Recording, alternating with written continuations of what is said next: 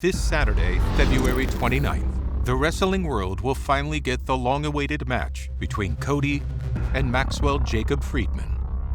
A story of a friendship turned sour with betrayal. You little bastard! What'd you do that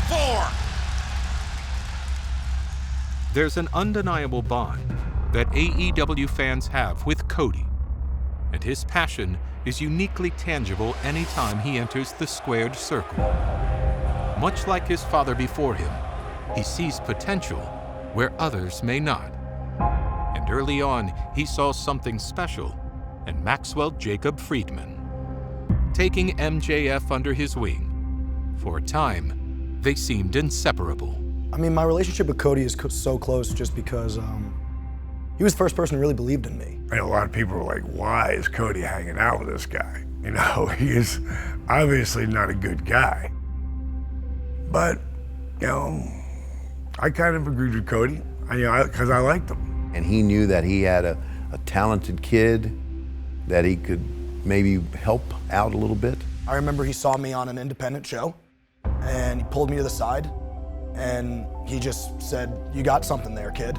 And it meant the world to me because it's somebody that I genuinely look up to and care about. Somebody who I consider a mentor, but not only a mentor, a best friend.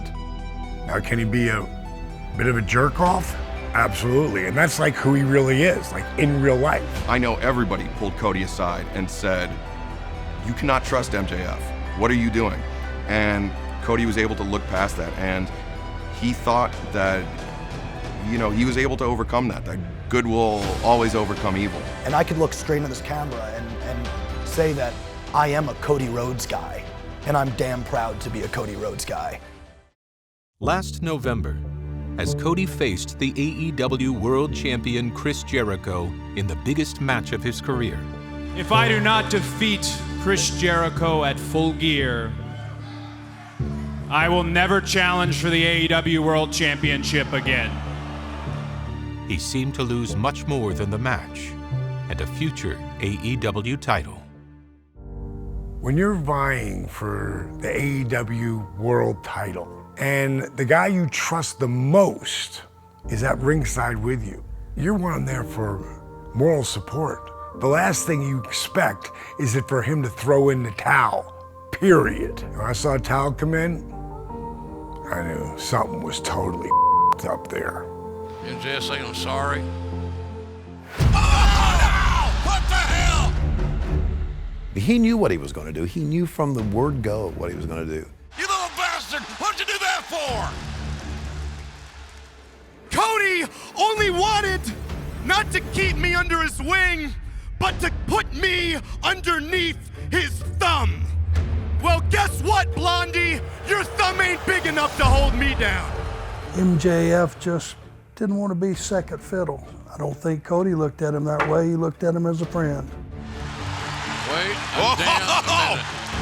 Wait just a damn minute. He's a little piece of waste, and he deserves to get his ass whipped. Exploding in the ring. One right for MJF. Is that Wardlow? Oh my God! Cody just got run over by a truck. We've seen the videos for months, but now Wardlow finally appearing in an AEW ring. You are looking at the new face of AEW. Because, Cody Rhodes, I'm better than you. And you know it. After MJF's wrecking ball, Wardlow attacked Cody from behind. Did he hold all the cards going into Revolution? Or would Cody's heart, will, and his fighting spirit fuel his fire to fight through every obstacle in front of him in order to get his hands on MJF? We're waiting. I'm waiting.